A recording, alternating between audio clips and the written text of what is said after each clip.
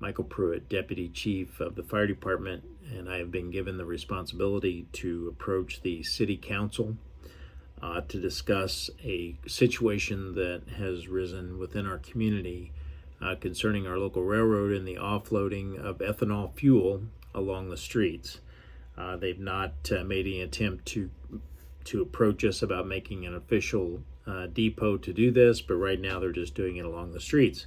So this brings a large challenge for the community moving forward that we need to address in the event, and God hope that it doesn't, a catastrophic event would occur.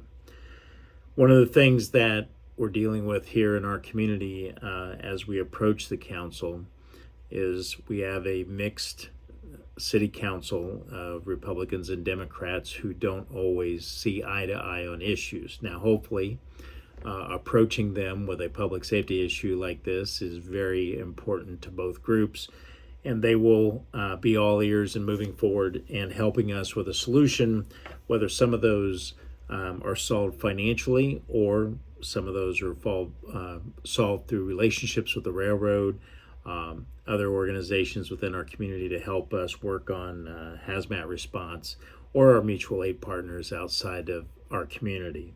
So these are just different areas that we have to approach, and this started long before this plan started being put together.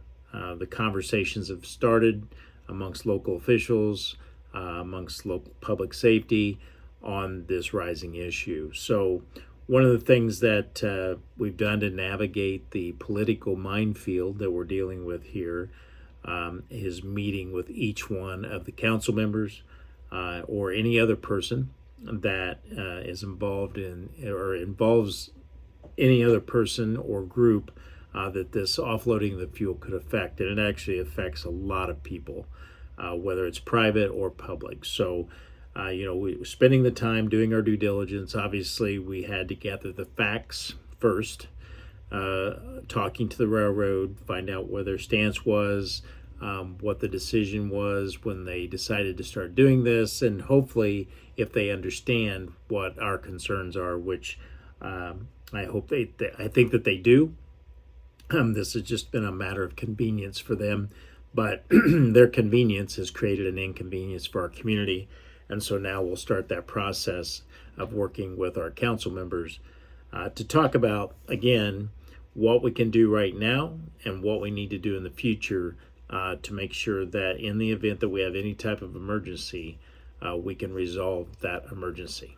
Good evening, members of the City Council. I am Deputy Chief Mike Pruitt, and I've been assigned to research and come up with a emergency response plan for the current situation of the unloading of ethanol fuel by the local rail system along the streets in our community.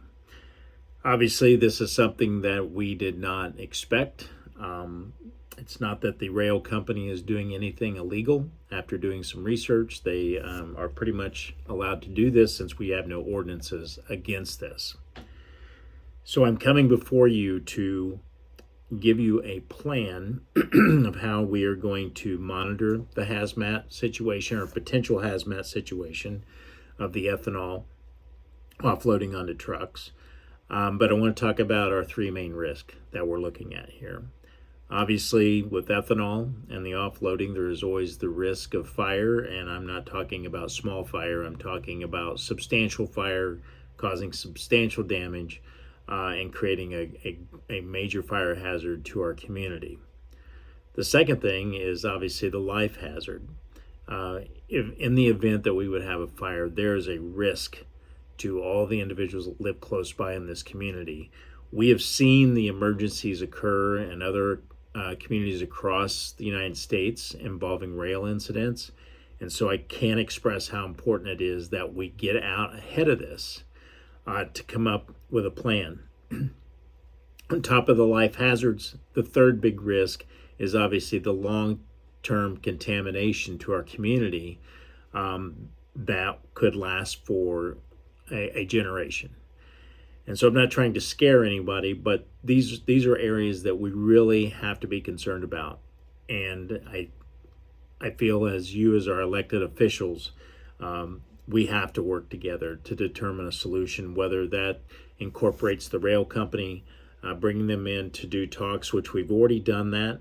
We've already worked on that a little bit. They understand our concerns, but they also have their business to run. And the rail company doesn't always control a lot of what the product is going off. That's something I want you to keep in mind. The rail cars are leased and owned by companies, the ethanol fuel companies, and the railway itself is owned by the rail companies. So we need to get those separated out. But the plan is moving forward is to have an open line of communication with the rail company to talk about those three identified risks. And I can't think of a bigger risk when you say that we have a risk to life and property, public health. Those are such critical that's what we're in the business for.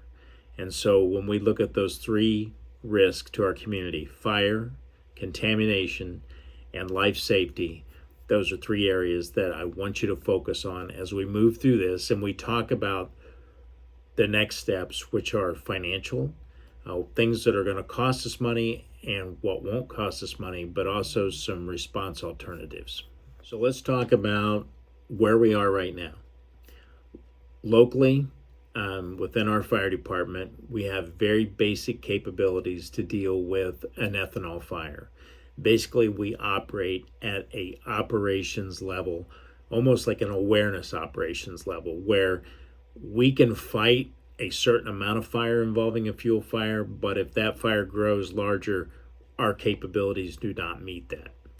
Now, talking about that a little bit is how we're going to deal with that. If we have a fire that occurs tomorrow with this ethanol offloading, what are we going to do?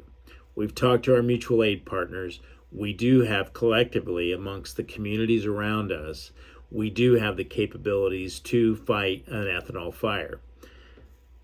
Having said that, our fire suppression capabilities, we have those kind of figured out and how we need to operate. And there's not really any additional expense on that because we have mutual aid agreements assigned between us and our partner communities around us. So the approach right now is if we would have a fire breakout, we could elevate that to extra fire alarms, which will call in our adjacent communities with manpower, fire suppression equipment, foam, and some more expertise on how to handle that.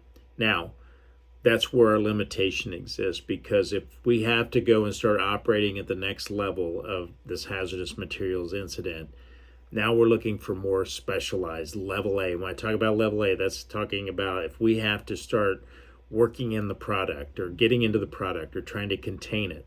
This may be above our training level. So now we're looking at reaching out to state level resources to do that. Now, many of these resources are still free to us and don't cause any or create any additional expense. So these are some of our objectives when it comes to fire suppression. Coming up with evacuation plans so that we can contain it if we do have a fire, any type of fuel leak.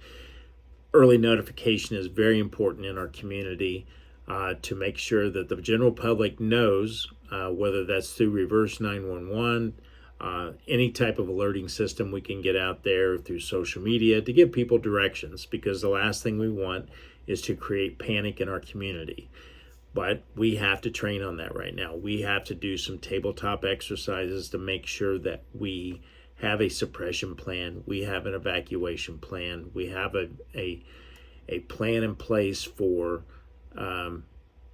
mass casualty, unfortunately. But these all go in line with having to come up with the master plan for dealing with any type of hazardous materials response involving the offloading of the ethanol. One of the things that I think moving forward that we can do together as the fire department, our elected officials, is work to educate the public. And that means we need to have some community meetings to talk about ethanol, what is ethanol, what are the risks that are in play here.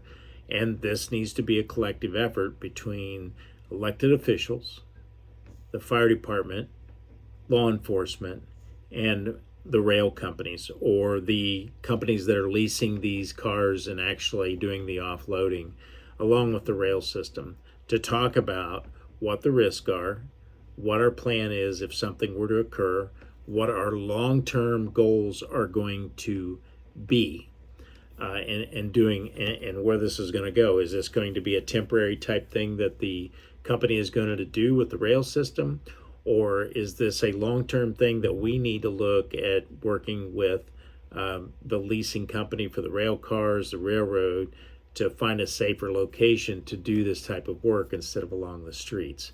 So I think getting these public meetings together is going to be very important. It's going to be very important to you as the elected officials to gain the trust of our citizens that we are preparing to handle a worst case scenario. So when we talk about, one of the things I want to talk about is improving our fire protection within our community. And anytime we talk about improving fire protection, that typically comes along with major cost increase. So when we start looking at the expenses, we start with training, then we can move to staffing, then we can move to, do we have the appropriate apparatus, and do we have the appropriate products and PPE to handle all this? Currently in our budget right now, we cannot take any major impacts to our budget to go out and spend extra money to buy the additional equipment, to hire the manpower. To me, this is probably something we're going to have to take and do in regiments. Maybe the next budget cycle, when we start figuring in what the costs are to add additional manpower to our department, buying new apparatus that are more capable of dealing with these types of hazardous materials incidents, training our people up to level A response, or a higher level of response. So there's 3 levels of response. We go awareness, we go operations, and then we go into technician level. Technician level is typically what departments have that have a hazmat response team. And I'm not saying that we have to reach that level, but we have to make sure that our people are trained to understand the emergency at hand and how they are to react to that and handle those situations when they occur. And that may be simply calling for mutual aid hazmat teams to come in. We're dealing with firefighting issues here. If we have an ethanol fire, we're dealing with fire, EMS, and evacuation.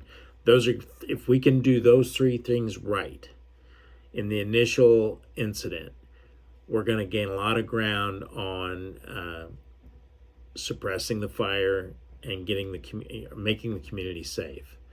So it's something that it may take 1 or 2 more budgets. We may have to look for grant money. If we know that this offloading is going to continue, we have to look for grant money, maybe out there to help support upgrading our response. So what we're asking for to get this ball rolling with ramping up our response capabilities to a potential issue, if we would have issues with the ethanol, we're asking to move around in between different funds a total of $9,600, and we've done our due diligence to figure out where we can give and take from to do that. But moving forward, we have to look at next year's budget of what we think our costs are going to be with personnel, with equipment. This could be a very substantial increase, but if we sell it to the community of why we need this, then that impact may be more acceptable because of the work we're doing to try to prevent any type of catastrophic situation. And we can do this through partnerships. Maybe some of this doesn't cost us any money, but we can do this through partnerships with the railway, the leasing companies that lease the cars, other private companies, other mutual aid companies, to lessen that impact. But we are going to suffer an increase moving forward, so that we can make sure that we are prepared to handle any type of emergency that would arise. Thank you for listening to us, and let's move together and keep our community safe.